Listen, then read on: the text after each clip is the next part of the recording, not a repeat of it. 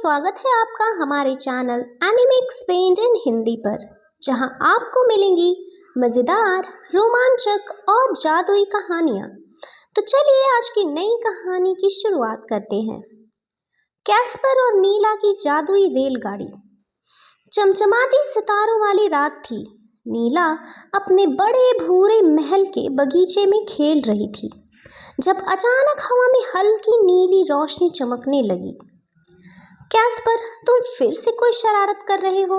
नीला मुस्कुराई। कैस्पर हवा में तैरता हुआ आया और बोला, नहीं, मैं भी यही देखने आया था। जैसे ही उन्होंने ध्यान से देखा, पास के जंगल से हल्की सीटी की आवाज़ आई, जैसे कोई ट्रेन आ रही हो। लेकिन इतनी रात को जंगल में ट्रेन कैसे आ सकती थी? नीला और कैस्पर ने झाड़ियों के पीछे से देखा तो उनकी आंखें फटी की फटी रह गईं। सामने एक चमचमाती हुई सुनहरी रेलगाड़ी खड़ी थी जो हवा में तैर रही थी। उसके पहिए जादुई नीली रोशनी से चमक रहे थे। क्या हमें इसमें बैठना चाहिए? नीला उत्साहित होकर बोली।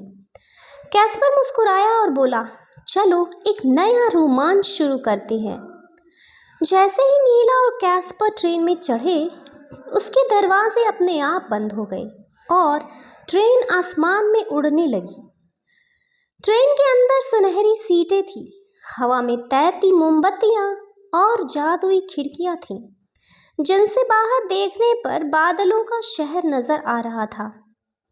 हम तो आसमान में उड़ रहे हैं, नीला खुशी से चिल्लाई।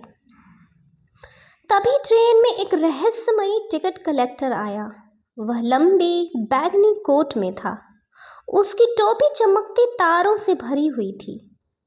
उसने कहा, टिकट दिखाइए।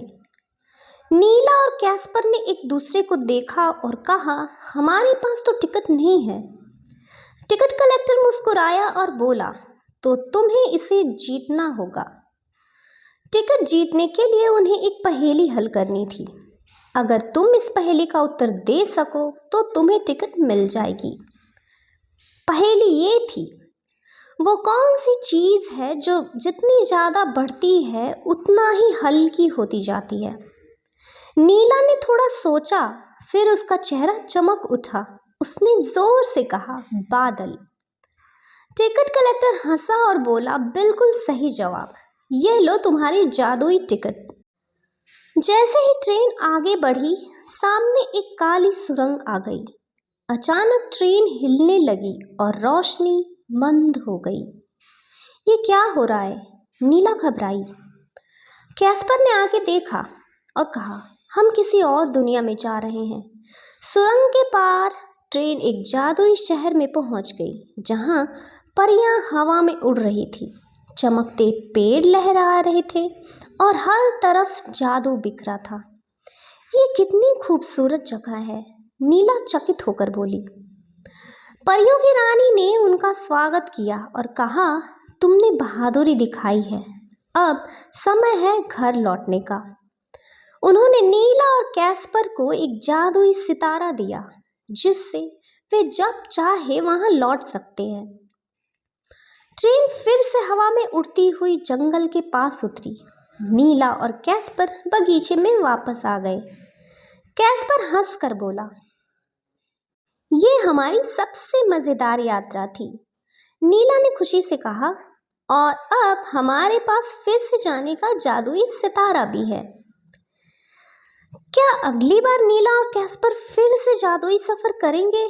अगर आपको ये कहानी पसंद आई हो तो वीडियो को लाइक करें, चैनल को सब्सक्राइब करें और अपनी राय कमेंट्स में ज़रूर बताएं।